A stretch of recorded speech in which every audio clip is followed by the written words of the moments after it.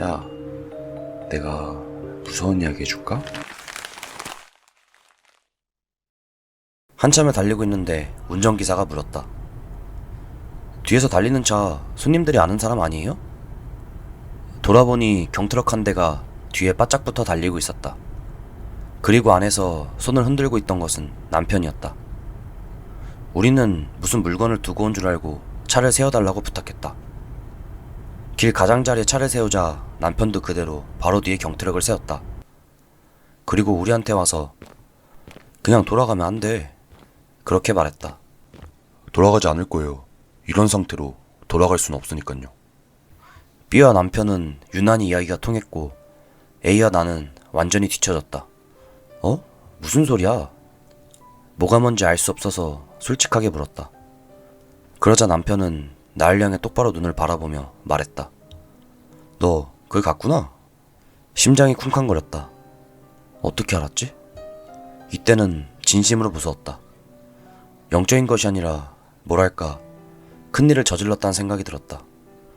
나는 네 하고 대답하는 것만으로도 벅찼다.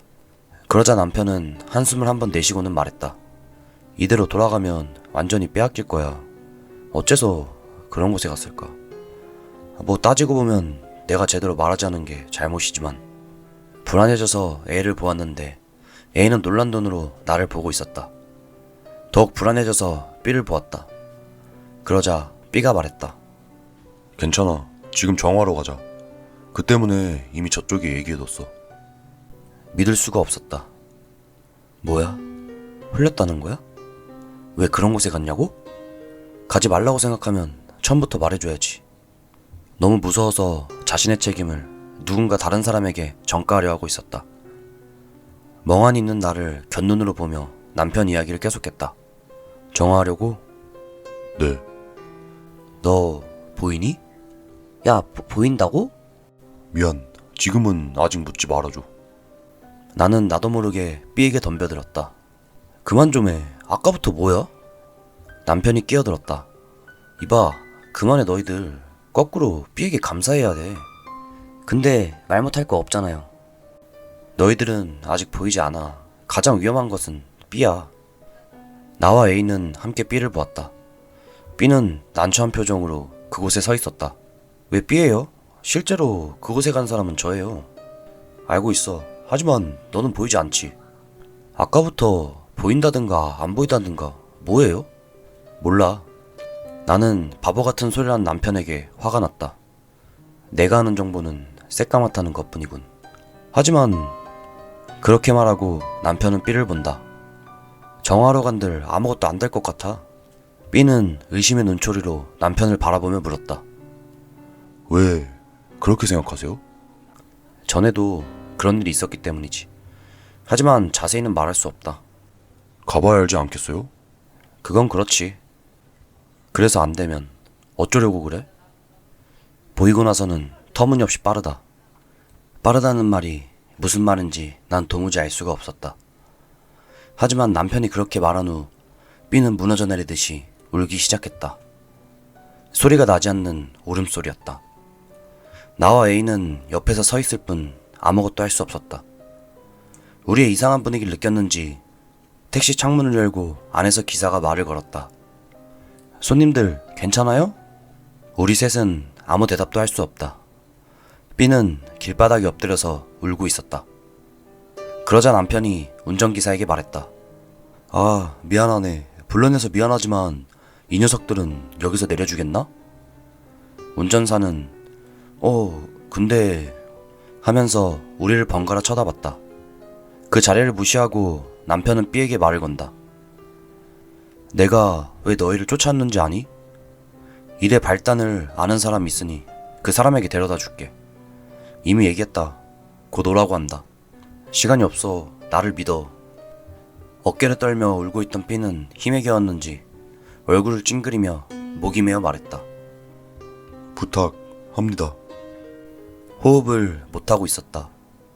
남자가 우는 게 아니라 우는 아기를 보는 것 같았다. 어제 오늘이지만 B는 혼자 뭔가 엄청난 것을 안고 있었다고 생각했다. 그렇게 울었던 B를 본 것은 전에도 나중에도 이때뿐이다. B의 목소리를 들은 나는 운전기사에게 말했다. 죄송합니다. 여기서 내릴게요. 얼마예요? 그 후 우리들은 남편의 경트럭에 탔다. A와 나는 짐칸에 탔다. 남편은 우리들이 짐칸에 타고 있음에도 불구하고 있을 수 없을 정도로 속도를 냈다. 얼마나 달렸는지 모르겠다.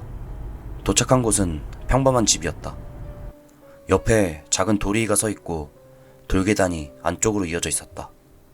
우리가 가려는 곳은 그 집이었고 남편은 초인종을 누르고 기다리는 동안 우리에게 묻는 말에만 대답해 라고 말했다. 너희들 입이 험하니까 이상한 소리 하지 마라. 나는 이 사람에게만은 그런 말을 들을 이유가 없다고 생각했다. 조금 기다리니 집에서 한 여자가 나왔다. 나이는 20대 정도의 평범한 사람인데 이마 한가운데 커다란 점이 있는 것이 굉장히 인상적이었다.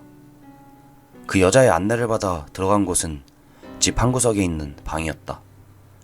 거기에는 스님과 한 아저씨, 한 할아버지가 앉아 있었다. 우리가 방에 들어가자마자 아저씨가 화가 있어 라고 중얼거린 소리가 들렸다. 앉자. 남편의 말에 우리들은 스님들이 나란히 앉아있는 바로 맞은편에 3명이 나란히 앉았다. 그리고 남편이 그 옆에 앉았다. 그러자 할아버지가 입을 열었다. 이 아이들 전부 셋인가? 예, 그렇습니다. 이 B라는 녀석은 이미 보이고 있습니다. 남편이 그렇게 말한 순간 아저씨와 할아버지는 얼굴을 마주 보았다. 그러자 스님이 입을 열었다. 당에 갔다는 것이 그 사람입니까? 아니요, 실제로 간 건 이 녀석입니다. B는 밑에서 들여다봤을 뿐인 것 같아요. 그렇습니까? 그리고 잠시 침묵한 후 스님은 B에게 물었다. 당신은 이런 경험이 처음입니까? B가 되물었다. 이런 경험이요? 그렇습니다. 이렇게 귀신을 보거나 하는. 없습니다. 저 죽는 건가요? 그렇게 말한 B의 팔은 정저한 무릎 위에서 뻣뻣하게 버티고 있는데도 부들부들 떨고 있었다. 그러자 스님은 조용히 대답했다. 그렇습니다. 이대로 간다면 확실히. B는 할 말을 잃은 것 같았다. 떨림이 갑자기 멈추고 다다미를 한 점 뚫어지게 바라보기 시작했다. 그것을 본 A가 끼어들었다. 죽는다고요? 가져가신다는 뜻이에요. 의미를 설명한들 우린 알 수 없다. 그러자 스님은 말을 이었다. 이야기를 이해하지 못하는 것은 당연합니다. 당신은 당에 갔을 때 뭔가 위화감을 느끼지 않았습니까? 스님이 당이라고 말하고 있는 곳은 아무래도 그 여관 2층의 장소인 것 같았다. 소리가 들렸고 이상한 숨소리가 들렸어요. 2층 문에는 부적 같은 게 잔뜩 붙어 있었어요. 그렇습니까? 눈치챘을지도 모르지만 그곳에는 사람이 아닌 것이 있습니다. 나도 그렇게 생각했기 때문에 별로 놀라지 않았다. 아마 당신은 그 사람이 아닌 것의 존재를 귀로 느꼈을 겁니다. 원래대로라면 사람이 느낄 수 없는 것입니다. 아무도 알아차리지 못하고 아무도 모르게 조용히 있어야 하는 것입니다. 그렇게 말하고 스님은 천천히 일어섰다. B군, 지금은 보이나요? 아니요, 그냥 소리가 아까부터 벽을 긁는 소리가 너무 커서. 여기에는 들어갈 수 없다는 뜻입니다. 몇 겹이나 결계를 쳐뒀습니다. 그 결계를 필사적으로 깨려고 하는군요. 하지만 모두가 언제까지나 여기에 머물 수는 없습니다. 지금부터 여길 나가서 작은 오두막으로 갑니다. B군, 여기서 나가면 또 그 녀석들이 나타날 겁니다. 또 괴로울 겁니다만, 하지만 꼭 구해드릴 테니 마음 단단히 먹고 따라오세요. B는 고개를 끄덕였다. 그리고 스님을 따라 우리는 그 집을 나와 바로 옆 토리를 지나 돌계단을 올라갔다. 남편은 집을 나설 때까지 함께 있었지만 아저씨들과 무슨 얘기를 나눈 뒤 스님에게 고개를 숙이고 가버렸다. 아는 사람이 없어지고 단번에 불안해진 우리는 셋이 기댈 듯이 걸었다. 특히 B는 눈을 좌우로 움직이며 등을 구부리고 걷고 있었는데 확실히 초췌해 보였다. 그래서 우리들은 가능한 한 B를 가운데에 두고 둘이 지키듯이 걸었다. 돌계단을 다 오를 무렵 큰 절이 보이기 시작했다.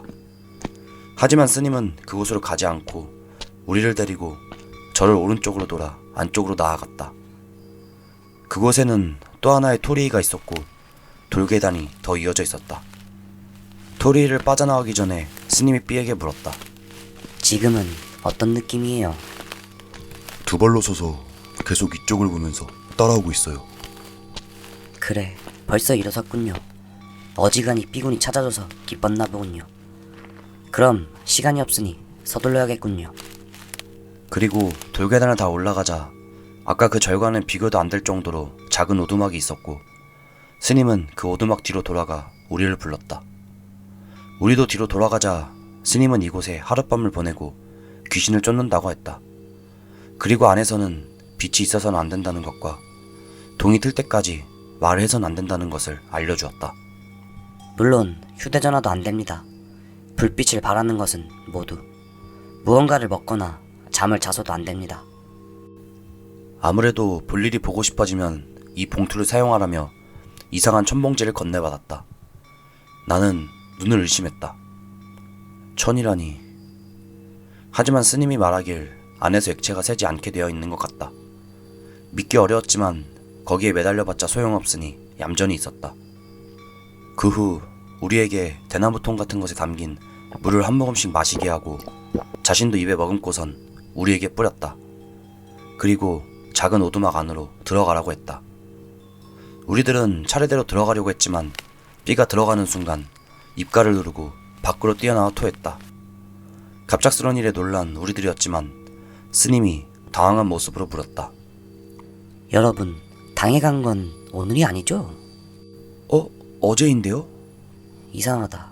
일시적이긴 하지만 몸을 깨끗이 했을 텐데 안에 들어가지지 않다니. 무슨 말인지 잘 이해가 되지 않았다.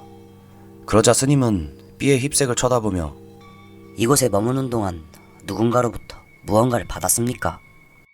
나는 딱히 떠오르지 않았지만 A가 말했다. 오늘 월급 받았는데요? 너무 당연해서 잊고 있었다. 그리고 주머니도. 주먹밥도 받은 것에 들어간다면요? 월급을 받을 때 여주인에게 받았던 작은 봉지가 생각났다. 그리고 미사키는 아침에 중업밥을 만들어 주었다. 스님은 그 말을 듣고 B에게 말을 걸었다. 삐군, 그 중에 하나라도 지금 가지고 있습니까? 주먹밥은 큰 가방에 넣어뒀습니다만 월급하고 봉지는 지금 가지고 있습니다. B는 그렇게 말하며 가방에서 그 두 개를 꺼냈다. 스님은 먼저 주머니를 열었다. 그러자 이것은 이라며 우리들이 볼 수 있도록 봉투를 벌렸다. 안을 들여다보며 우리는 숨을 삼켰다. 거기에는 수많은 손톱 조각이 들어있었다. 내 다리에 붙어있던 거랑 똑같았는데 낯익은 빨간색과 검은색이었다. B는 그 자리에서 곧바로 다시 토했다. 나도 그 손톱을 보고 덩달아 토했다. 주변이 오물 냄새로 가득 찼고 스님도 얼굴을 찌푸리고 있었다. 스님은 B의 소지품을 모두 맡겠다고 했고 우리 두 사람도 소지품을 모두 내놓으라고 했다. 나는 휴대전화와 지갑을 스님에게 건네고 여행 가방에 들어있는 끈달린 주머니를 처분해달라고 부탁했다. 스님은 고개를 끄덕이더니 다시 B에게 죽통의 물을 마시게 하고 불어댔다. 우리 세 사람이 그 안에 들어가면 이 문을 열어선 안 됩니다. 모두 본당 쪽에 있습니다. 내일 아침까지 아무도 이곳에 오지 않습니다. 그리고 벽 너머에 있는 것과 대화를 해선 안 되며 이 오두막 안에서도 말을 해선 안 되고 어디 있는지 가르쳐서도 안 됩니다. 이것들을 부디 지켜주시기를 바랍니다. 그렇게 말하며 우리들의 얼굴을 둘러보았다. 우리는 고개를 끄덕일 수밖에 없었다. 이때 이미 말을 해선 안 된다는 생각이 들었고 무서워서 아무 말도 할 수 없었다. 스님은 우리들의 모습을 확인하고 문을 닫고 그대로 아무 말도 하지 않고 가버렸다. 오두막 안은 서늘했다.